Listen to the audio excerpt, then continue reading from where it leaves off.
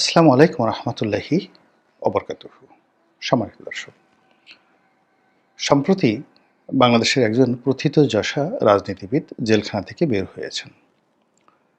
তো জেল থেকে বের হওয়ার পর তার সঙ্গে আমার একটা কথা হলো অনানুষ্ঠানিক এবং কেবলমাত্র সামাজিক সম্পর্কের সূত্র ধরে। তো বললাম তাকে যে, "দাদা, আপনার এই বয়সে জেল খাটা আমার আসলে খুব কষ্ট লেগেছে।" তো তিনি যেটি বললেন যে, "রনি, আ জেলে যাওয়া তো নিঃসন্দেহে কষ্টের। কিন্তু জীবনের এই প্রান্তে এসে আমি এই জেলে গিয়ে আমার কর্মের একটা স্বীকৃতি পেয়েছি।" তিনি একজন সহজাত লেখক, জ্ঞানী, লেখাপড়া করেন। আমি বললাম যে, "জেলে গেলেন, সেই জেলের মধ্যে আবার আপনি জীবনের একটা সহজাত শিক্ষা এটা পেলেন কি করে?" তিনি বললেন যে, "আমার খুব আফসোস ছিল জীবনে। চোখের সামনে দুর্নীতি হচ্ছে, অপকর্ম হচ্ছে, অনাচার হচ্ছে, অবিচার হচ্ছে এবং আমার সুদীর্ঘ জীবনে আমি বারবার হতাশ হয়ে যাচ্ছিলাম যে, এদের কি বিচার হবে না?" তো সেই ক্ষেত্রে জেলখানাতে আওয়ামী লীগের যে সকল চিহ্নিত দুর্নীতিবাজ রয়েছে, তাদের শারীরিক আ অসুস্থতা, মানসিকভাবে তারা ভেঙে পড়েছে এবং কারাগারে চলতে ফিরতে গিয়ে তারা প্রতিনিয়তে যেভাবে সাধারণ কারাবন্দী, তারপর কারারক্ষী, কারাগারে যারা রক্ষী, তাদের ঘৃণা এবং যাকে বলা হয় আ অপবাদ এবং অসহযোগিতার শিকার হচ্ছেন। এটি আমি আমার জীবনে কখনো দেখিনি। তিনি কথা হলেই বলেন বাপু। বলে যে, "বাপু, আমি এরকম অবস্থা আর কখনো দেখিনি। স্বাধীনতার আগের থেকে পাকিস্তান জমানা থেকে জেল খাটছি। কিন্তু সবসময় জেলের মধ্যে যে পরিবেশ দেখেছি, তার থেকে আজকের এই দিনগুলোতে আওয়ামী লীগের দুর্নীতিবাজরা জেলের মধ্যে যেভাবে অপদস্থ হচ্ছেন, অপমানিত হচ্ছেন, লাঞ্ছিত হচ্ছেন, যেভাবে ভেঙে পড়েছেন, অনেকে কুঁজো হয়ে গেছেন, অনেকে বুড়ো হয়ে গেছেন, অনেকে হাত-পা রীতিমতো শুকিয়ে কাঠ হয়ে গেছে। তো এই অবস্থা দেখে আমার খুব ভালো লাগলো এবং আমার কাছে মনে হয়েছে যে, না, এই পৃথিবীতে এখনো বিচার আছে। এই একটা স্যাটিসফ্যাকশন যে জেলে না গেলে আর নিজের চোখে এই দৃশ্য যদি আমি না দেখতাম, কেউ আমাকে বললেও আমি এই কথা বিশ্বাস করতাম না। কথাটা শুনে আমারও খুব ভালো লেগেছে। এর কারণ হলো, আওয়ামী লীগ ছেড়ে আসার পেছনে আমার যে ১ নম্বর কারণ, সেটা ছিল আওয়ামী লীগের নাম ব্যবহার করে, দলের নাম ব্যবহার করে, দলের সভানেত্রীর নাম ব্যবহার করে কিছু ধড়িবাজ লোক দুর্নীতির একটা, যাকে বলা হয়, ওপেন টেন্ডার তারা চালু করেছিল। দুর্নীতিবাজদের একটা উল্লাস নৃত্যের তারা প্রচলন করেছিল। তাদের অহমিকাবোধ, তাদের অমানসিক চিন্তা চেতনা, তাদের যে অর্থ লোভ, এটা এমন একটা পর্যায়ে ছিল, সেই কারণে আওয়ামী লীগের যে সকল অর্জন, আওয়ামী লীগের যে ইতিহাস, সকল ঐতিহ্য, এগুলোর উপরে রীতিমতো গজব নাজিল হয়েছিল। তো কোনো কিছুর বিনিময়েই তাদেরকে থামানো যাচ্ছিল না। আমরা অনেকে সমালোচনা করেছি। দেশের মানুষ যত সমালোচনা করেছে, তাদের ক্ষমতা তত বেড়েছে, অর্থ তাদের বেড়েছে, বিত্ত তাদের বেড়েছে। তো সেই মানুষগুলো এখন জেলে আছেন। আমরা অতীতে দেখেছি, আমি একটা সময় যখন জেলে ছিলাম, আমি দেখেছি যে ওখানে বড়, বড় যারা গুন্ডারাজ, বড়, বড় যারা মাস্তান, চাঁদাবাজ, তারপরে সেখানে যে সকল আ ধরুন দুর্নীতিবাজ রয়েছে, টাকাওয়ালা রয়েছে, তারা জেলখানাটিকে একটি 5 স্টার হোটেলে পরিণত করে নেন। জেলের যে সকল কর্মকর্তা রয়েছেন, তারা টাকার পিছনে ছুটেন এবং ওদের টাকা নিয়ে তারা গুলশান বনানীর যত রকম ভালো, ভালো খাবার, যত রকম ৫ তারকা মানের হোটেলের খাবার থেকে শুরু করে এমনকি তাদের যে জৈবিক চাহিদা, সেই জৈবিক চাহিদা মেটানোরও ব্যবস্থা করা হয়। তারা সেখান থেকে ব্যবসা-বাণিজ্য পরিচালনা করেন, সেখান থেকে আন্ডারওয়ার্ল্ড পরিচালনা করেন, এমনকি খুন-খারাবি পর্যন্ত করেন। এই দৃশ্য আমি নিজের চোখে দেখে এসেছি। তো তার ব্যতিক্রম হিসেবে এই জমানাতে যদি আওয়ামী লীগের বড়, বড় দুর্নীতিবাজরা, ধনীরা কারাগারে অপদস্থ হন, অপমানিত হন, তাহলে এর চাইতে সুখের সংবাদ আর হতে পারে না যারা একটি সুস্থ এবং ভালো রাষ্ট্র ব্যবস্থার কথা কল্পনা করেন। এটি গেল এক। ২ নম্বর হলো যে এই মানুষগুলো আল্লাহর শত্রু, জমিনের শত্রু, মানুষের শত্রু, প্রাণীকুলের শত্রু, এবং এরা এই পৃথিবীর যত মাখলুকাত রয়েছে সকল মাখলুকাতের ঘৃণার বস্তু। সকল মাখলুকাত তাদেরকে ঘৃণা করে। এ সকল মানুষের রক্তে সমস্যা আছে। আমি যদি বলি যে জন্মে সমস্যা আছে, সেটাও খুব বেশি বলা হবে না। সাধারণত গরিব মানুষের অর্থ, ধরুন রাষ্ট্রীয় অর্থ, একটা ব্যাংকে কাদের অর্থ থাকে? এখানে ধনী দরিদ্র সকল মানুষের অর্থ থাকে। অনেক অলি আল্লাহর অর্থ থাকে, গাউস কুতুবের অর্থ থাকে।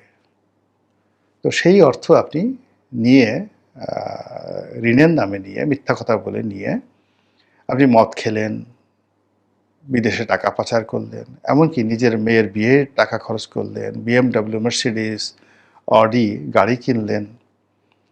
এটা দেশের 18 কোটি মানুষের সঙ্গে বেইমানি, তাদের হক নিয়ে টানাটানি। কাজে এরা অভিশপ্ত। রক্তে সমস্যা না থাকলে, জন্মের সমস্যা না থাকলে এভাবে নির্মমভাবে কেউ অর্থ দানব হতে পারে না। রাষ্ট্রীয় অর্থ যেমন কন্ট্রাক্টারি, টিআরকা ভিক্ষা চুরি করা, প্রধানমন্ত্রীর ত্রাণ তহবিলের টাকা চুরি করা, মানে রাষ্ট্রের 18 কোটি মানুষ, যার মধ্যে ঠেলাওয়ালা থেকে শুরু করে ভিক্ষুক পর্যন্ত রয়েছে। একটা ভিক্ষুক যে বিড়ি খাচ্ছে, জর্দা খাচ্ছে, সেই জর্দার উপরও কিন্তু সরকারের ট্যাক্স বসানো। কাজেই সেই ট্যাক্সের টাকায় আবার ভিক্ষুকদের পুনর্বাসন করার জন্য যে সকল সরকারি বরাদ্দ রয়েছে, সেই সকল বরাদ্দ যারা মন্ত্রী হয়ে, এমপি হয়ে, দলের নেতা হয়ে, গুন্ডা হয়ে, পান্ডা হয়ে সেগুলো তছনছ করে দেন, তাদের প্রতি আল্লাহর গজব অনিবার্য, এবং এরা পৃথিবীর শত্রু। তো সেই মানুষগুলো প্রকৃতি দ্বারা কষ্ট পাচ্ছেন, পরিস্থিতি দ্বারা তারা কষ্ট পাচ্ছেন। এটা যারা এই সমাজে ভালো চিন্তা করেন তাদের সকলের জন্যই আনন্দের সংবাদ। দ্বিতীয়ত, আমি মনে করি যে এই সকল মানুষের উপর আল্লাহর গজব নাজিল হওয়া উচিত। এদের বেঁচে থাকার কোনো অধিকার নেই, সম্মান তো দূরের কথা। এর কারণ হলো যে রক্ত যাদের খারাপ থাকে, বংশ যাদের খারাপ থাকে, তারপর জন্মে যাদের ত্রুটি থাকে, এই সকল মানুষ যারা কন্টিনিউয়াসলি দুর্নীতি করে এবং বারবার শুধু দুর্নীতির কারণে জেলে যায়, জেলে গিয়ে তওবা ঠবা করে, আবার ফিরে এসে আবার সেই অপকর্ম করে, এরা কোনোদিন ভালো হবে না। এমনকি কিয়ামতের দিনও এদের কোনো মতিগতি হবে না। এরা আল্লাহর সামনে দাঁড়িয়ে অবাধে মিথ্যা কথা বলে যাবে, একের পর এক মিথ্যা কথা বলবে এবং আল্লাহকে চ্যালেঞ্জ জানাবে। তো কাজেই এই সমস্ত লোকের যদি শাস্তি হয়, ধরে নেবেন যে এই জমিনের প্রতি আল্লাহর রহমত বর্ষণ শুরু হয়েছে। এই আওয়ামী লীগ জামানাতে ধরেন অনেক দুর্নীতিবাজ রয়েছেন, যারা এরশাদ জামানা থেকে বা একেবারে 1973 থেকে, এমনকি পাকিস্তান জামানা থেকে যারা দুর্নীতিতে সিদ্ধহস্ত, তারা যে কয়বারই জেল থেকে বের হয়েছে, বের হওয়ার আগে তারা তওবা করেছে। আমি জানি এটা। আমি জেলের যে রুমটিতে ছিলাম, সেই রুমে বেশ কয়েকজন চিহ্নিত দুর্নীতিবাজ ছিলেন।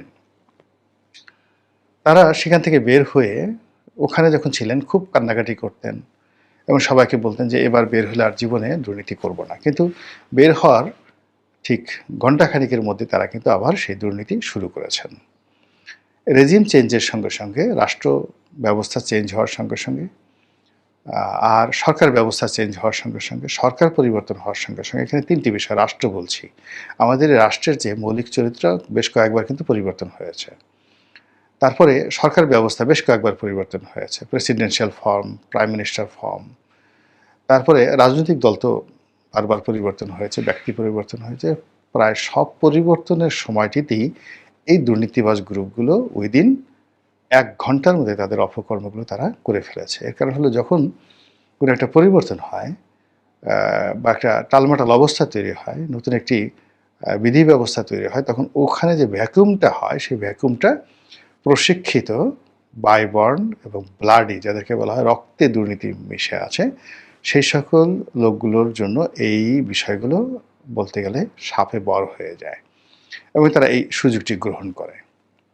ফলে এই লোকগুলোর চরিত্র অভ্যাস কোনো দিন পরিবর্তন হবে না। আল্লাহ নিজে বলেছেন কিছু মানুষ সম্পর্কে, প্রথম বলেছেন ওরা পশুর মতো, তারপরে বলেছেন ওরা পশুর চেয়েও খারাপ, সবসময় তাদের জিহ্বায় বের হয়ে থাকে। তো সেই মানুষগুলো আওয়ামী লীগকে যারা ডুবিয়েছে, শেখ হাসিনাকে যারা ডুবিয়েছে, আওয়ামী লীগের যে সকল ভালো ভালো মানুষ যাদের জীবন এখন জাহান্নাম হয়ে গেছে, এই সকল দুর্নীতিবাজদের কারণে আল্লাহর লানত তাদের উপর বর্ষিত হোক, এই দোয়া করছি। এবং সেই সঙ্গে সঙ্গে এরা যে খারাপ হয়ে যাচ্ছে, এরা যে মৃত্যুর দ্বার প্রান্তে চলে যাচ্ছে, ওই ভদ্রলোকের মতো, রাজনীতিবিদের মতো আমারও ভালো লাগছে বলে এই যাকে বলা হয় ভিডিওটি করছি। একটা জিনিস লক্ষ্য করুন যে এরা কতটা ডেঞ্জারাস। আগামীতে যদি আওয়ামী লীগ আবার ক্ষমতায় আসে, বের হয়, ভালো লোকগুলো কিন্তু সেখানে জায়গা পাবে না। কিংবা আওয়ামী লীগের বিপদের দিনে যারা কথাবার্তা বলছেন, এদের কাউকে জিজ্ঞাসা করা হবে না। জেলখানাতে এখন যারা পড়ছেন, এরা সবার আগে বের হয়ে ওই 1 ঘন্টার মধ্যে পরিবর্তিত পরিস্থিতির সুযোগ নিয়ে সকল তাদেররা যদি 10 বছর জেল খাটে, এই 10 বছরের সকল সুযোগ সুবিধা তারা 1 ঘন্টার মধ্যে আদায় করে নেবে। ঠিক একই ঘটনা ঘটেছে বিএনপির ক্ষেত্রে। বিএনপির তো আসলে এমনি এমনি পতন হয়নি। 2001 থেকে 2006 সন পর্যন্ত বিএনপির যে সকল দুর্নীতিবাজ, যে সকল সন্ত্রাসী, যারা এই বিএনপির মতো একটি রাজনৈতিক দলকে শেষ করে দিয়েছিল। তো পরবর্তীতে 1/11-এর সময় অনেকে জেলে গেছেন, অনেকে দেশের বাইরে পালিয়েছিলেন, তারপর অনেকে সাজাপ্রাপ্ত হয়েছিলেন, অনেকে আমাদের এই সমাজে চরিত্র পাল্টে, কেউ রাজনৈতিক চরিত্র পাল্টিয়েছিলেন, কেউ যাকে বলা হয় নিজেদের সুরত পাল্টিয়েছিলেন, দাড়ি মোছ রেখে থেকে রীতিমতো ফেরেশতা হওয়ার চেষ্টা করেছিলেন, বিশাল লম্বা ফেরেশতা হওয়ার চেষ্টা করেছিলেন। দাড়ি ঠাড়ি দেখলে মনে হবে যেন এইমাত্র আকাশ থেকে আকাশের সেই বাতাসের উপর বসে এই লোক ধ্যানমগ্ন থাকে সবসময়, সে এত বড় অলি আল্লাহ। তো এই সমস্ত বদমাইশ লোকগুলো যখন 5ই আগস্ট হলো, তারেক জিয়া আসতে সাহস পাননি, বেগম জিয়া বুঝতে পারেননি কি হচ্ছে। কিন্তু আগস্ট মাসের 6 তারিখের দুপুর 12টার মধ্যে ওই যে বদমাইশগুলো সবগুলো জেল থেকে বের হয়েছে, বিদেশ থেকে চলে আসছে, আর বাংলাদেশে যে গর্তের মধ্যে লুকিয়েছিল তারা সবাই বের হয়ে গেছে। এবং 1 ঘন্টার মধ্যে তারা একটা নেটওয়ার্ক তৈরি করে ফেলেছে, তারা একটি সিন্ডিকেট তৈরি করে ফেলেছে, এবং তারা নিজেদের মধ্যে এই আওয়ামী লীগের ফেলে যাওয়া সাম্রাজ্য ভাগাভাগি করে নিয়েছে। সেখানে ক্লাব, ক্যাসিনো, ব্যাংক, কারণ বাজার, তারপরে গাবতলী, পশুরহাট, Saydabazar bus terminal, Mohakhali bus terminal থেকে শুরু করে যত রকম যেখানে আন্ডারওয়ার্ল্ডের টাকা লেনদেন হয়, 1 ঘন্টার মধ্যে তারা আগস্ট মাসের 2024 সনের আগস্ট মাসের 6 তারিখ সকাল 10টা-11টার মধ্যে তারা নিজেদের মধ্যে সেটা ভাগাভাগি করে নিয়েছে। এবং এদের কারণে বিএনপির যে সম্ভাবনাটা ছিল, পুরো সম্ভাবনাটা এখন 99.99% ঝুঁকির মধ্যে। বিএনপির অনেকে বগল বাজাচ্ছে, তারা মনে করছে যে না, ভোটের মাঠে তারা ভালো করবে। কিন্তু আমি তো পটুয়াখালীর রাজনীতিটা বুঝি, সারা বাংলাদেশের রাজনীতি না বুঝি, কিন্তু পটুয়াখালীর আমার নির্বাচন এলাকা গলাচিপা দশমিনা, পার্শ্ববর্তী কলাপাড়া, পটুয়াখালী সদর, তারপরে বাউফল, এই যে 4টি সংসদীয় আসন, সেখানে কি যে হচ্ছে এবং আগামীতে কি হবে এটা আমি এখন বলতে পারবো না। কিন্তু আমি, যদি কেউ আমাকে চ্যালেঞ্জ জানায়, আমি এখন লিখে দেব। তারপরে ভোট যদি হয়, আমি বললাম এখনো ভোটের ব্যাপারে আমি বলতে গেলে একেবারে 99.99% নিশ্চিত যে ভোট ডিউ টাইমে হচ্ছে না। তারপরে যদি হয়, আপনি দেখবেন যে কি ধরনের ফল বিপর্যয় এখানে ঘটে। তো এই যে বললাম যে বিএনপির 20 বছর বা 19 বছর ধরে 2006 সন থেকে আজ অবধি তারা যে নির্মম পরিবেশ মোকাবেলা করেছে, বিএনপির মির্জা ফখরুল সাহেবের মতো ভদ্রলোক, তার প্রাণ শক্তি চলে গেছে, দুর্বল হয়ে পড়েছেন, অসহায় হয়ে পড়েছেন, মেজাজ ঠিক রাখতে পারছেন না, যা কিছু ঘটছে এখানে। ডক্টর মঈন খানের মতো জ্ঞানী গুণী প্রাজ্ঞ লোক এই সময়টিতে তারা কাজ করতে পারছেন না। যত রকম টাউট, যত রকম আজে বাজে লোকজন আছে, মানে যাদের পাকিস্তান প্রীতি, যাদের দুর্নীতি করার অভিলাষ, টাকা পাচারের অভিলাষ প্রবল ছিল, সেই লোকগুলোর দাপটে এখন বিএনপি রাজনীতি, জনপ্রিয়তা এবং সম্ভাবনা এমন একটা জায়গাতে চলে এসেছে যে এখন তাদের হাঁটুর বয়সী ছেলে যারা রয়েছেন এনসিপিতে কিংবা জামাতে, তাদের হাতে উঠতে বসতে লাঞ্ছিত, অপমানিত হতে হচ্ছে। এবং এটা বিপুল সম্ভাবনা এই দুর্নীতিবাজদের কারণে নষ্ট হয়ে যাচ্ছে। তো বিএনপির যদি এই যে এখন দেখুন চাক্কুর যে ঘটনাটা ঘটছে, এটা আগামীতে আওয়ামী লীগের জন্য ঘটবে। তো সেই ক্ষেত্রে আমাদের সমাজ এখনো ওইভাবে গড়ে ওঠেনি। আমরা দুর্নীতিবাজদেরকে এখনো ঘৃণা করতে পারছি না, তাদেরকে পরিহার করতে পারছি না, তাদেরকে ধারণ করছি আমরা। একজন দুর্নীতিবাজ দাওয়াত দিলে বা তার মেয়ের সঙ্গে আপনার বিয়ের ছেলের বিয়ের প্রস্তাব দিলে বা সে আপনার সঙ্গে একটু হাত ধরে হাঁটাহাঁটি করলে প্রভাবশালী আপনি পুলক অনুভব করেন। তো এইরকম যখন একটা সামাজিক মন মানসিকতা এসে যায়, তখন সেখানে আল্লাহর গজব অনিবার্য হয়ে যায়, সেটা ভূমিকম্প হোক, জলোচ্ছ্বাস হোক বা যা কিছু হোক। তো সেক্ষেত্রে যারা শান্তিপ্রিয় মানুষ, তাদের উচিত হলো এই দুর্নীতিবাজ নির্মূলে খোদাই সাহায্য প্রার্থনা করা, যে আল্লাহ এদেরকে তুমি নির্মূল করে দাও। তো সেই অর্থে যে সংবাদটি পেলাম, এটা নিঃসন্দেহে আমার জন্য সুসংবাদ, আর এই সুসংবাদটি আপনাদের সঙ্গে শেয়ার করলাম। আল্লাহ আমাদের সবাইকে হেদায়েত দান করুন এবং হেফাজত করুন। আসসালামু আলাইকুম ওয়া রাহমাতুল্লাহি ওয়া বারাকাতুহু।